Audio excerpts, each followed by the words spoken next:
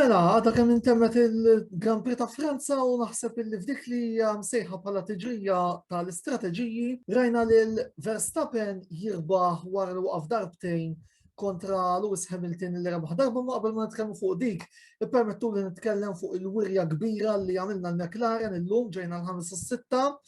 Lando Norris spiċċa l-5, Daniel Ricciardo spiċċa s-6 ma nistgħu ngħidu hekk welcome back Danny Boy għaliex illum rajt il-veru Ricciardo fl-azzjoni rajnu ukoll jaqbes lil diversi sewwieqa fosthom it-tnejn tal-Ferrari, Gasly, Alonso, insomma. Rajt il-Ricciardo li naf jiena. Ovvjament Lando jidher li kellu strateġija aħjar u għaldaqstant it-tim iddeċida illi ħalli lil Lando jgħaddi ġustament. Proset Lando, proset Ricciardo, lura fit-tielet post tal-kampjonat tal-kostrutturi, bilħa għaliex qed niftara xi ħaġa, l-bieraħ smajt ħafna daħ anki fuq ċertu chats li qiegħed fihom mingħand is-supporters tal-Ferrari. Illum minix qed narakom jiena, jiġifieri naf illi meta tfajt botta bdejtu tgħidu ħa nissejvjaw l-screenshot issejvjawhom bil-kwiet, imma infakkarkom biss li l-punti ma jintrabħux is-sibt imma jintrabħu l-ħadd.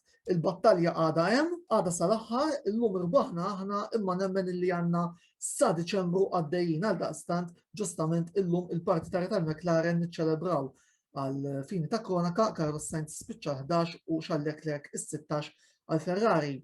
Niġu għal naħa ta' fuq tal-klassifika kif kont qegħdin ngħidu Max Verstappen jagħti rebħa oħra lir Red Bull, it-tielet rebħa konsekuttiva għat-tim Milton Keynes, l-istrateġija ta' żewġ waqfiet ippremjat l-Olandiż u l-karozzi l-blu għad-danni tal-Mercedes li jażlu li jifqu d-darba u jidher li kien hemm ukoll xi frejjeġ imma mhux fuq in-naħa ta' Hamilton. Hamilton għamel li seta' iżda sfortunatament tal-wiċċ u għall-partitari tal-Mercedes u għall-partitari tal-istess champion Ingliż din id-darba kienu Red Bull illi rebħu.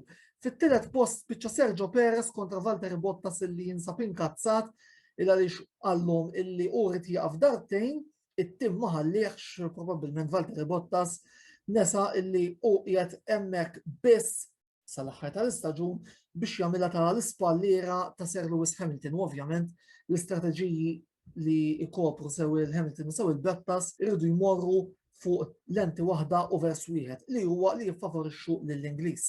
Fis-seba' post mbagħad spiċċa Pierre Gasly fuq Alfa Tauri u fil-wirja oħra solida mill-sewwieq Franċiż illum kien qed isuq ukoll fl-art tiegħu ta' pajjiżu. Fernando Alonso spiċċa 8 wirja oħra tajba Alonso fuq l-Alpin li llum ukoll kienu qed isuqu fuq it-trakka lokali tagħhom.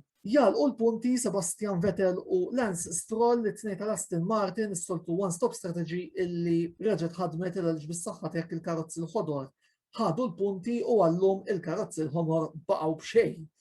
Klassifika tas-sewwieqa kif ukoll se taraw fis-sigla finali għandna l-Verstappen 131, Hamilton 119, Perez 84 u Lando Norris li issa tela fir-raba' post b'76 punt wirja oħra impeccabbli u riżultat uħor pożittiv għalina tal-McLaren. Fil-klassifika tal-kostrutturi ir-Red Bull ikomplu jaħarbu issa għandhom 215 punt kontra l-178 tal-Mercedes fil-waqt li issa fit-tielet post b'18 punt illi ġibna llum il-McLaren nerġgħu nirritornaw f'postna 110 kontra l-94 tal-Ferrari. Nerġgħu nfakkar li t-tifożi speċjalment il dawk li bdew jifirħu għax forsi l-bieraħ ħdert naqra nkazzat, il-punti ma jintrabħux is-sibt imma jintrabħu l-ħadd għal daqstant tal-issa nitlobkom biex umilment issibu l-binoculars u tarawniex. Ovvjament jiena nistenna illi fiż-żewġ titlila li ġejjin li se jkollna fl-Awstrija intom tirrispondu imma jien ukoll minħabba nistenna illi aħna nerġgħu nġibu l-punti u idealment inkomplu ntawlu il-vantaġġ. Għalissa jien se naqaf hawnhekk għada ikollna l-antopaġelle tal-Grand Prix ta' Franza l-erba' jibda l-programm tas-soltu li rigwarda il-Grand Prix ta' Styria bil-preview il-ħamis il-Hotlab in kollaborazzjoni ma' Velocity Esports Racing and so on and so forth. Komplu nkidbu fuq l-istazzjon uffiċjali tagħna ta' YouTube, klik. Komplu segwu l-paġna tagħna ta' Facebook fejn it-tim ta' Antonello Sportsbook qed iżomkom aġġornati fuq diversi sports. Finalment nixtieq nagħlaq billi infakkarkom nhar il-ħamis li ġej il-programm l-intervista se jkun programm speċjali il għaliex ser inkunu qegħdin nintervistaw lill-leġġenda ta' Hibernians, Gżira United u t-tim nazzjonali Malti Andrew Cohen għaldaqstant seguna nhar il-ħamis fit-8. Kif testu minn dan kollu, bħalma dejjem ngħidilkom, ħamlu li xjaten tridu. Il-komplement tal-serata tajba ħbib.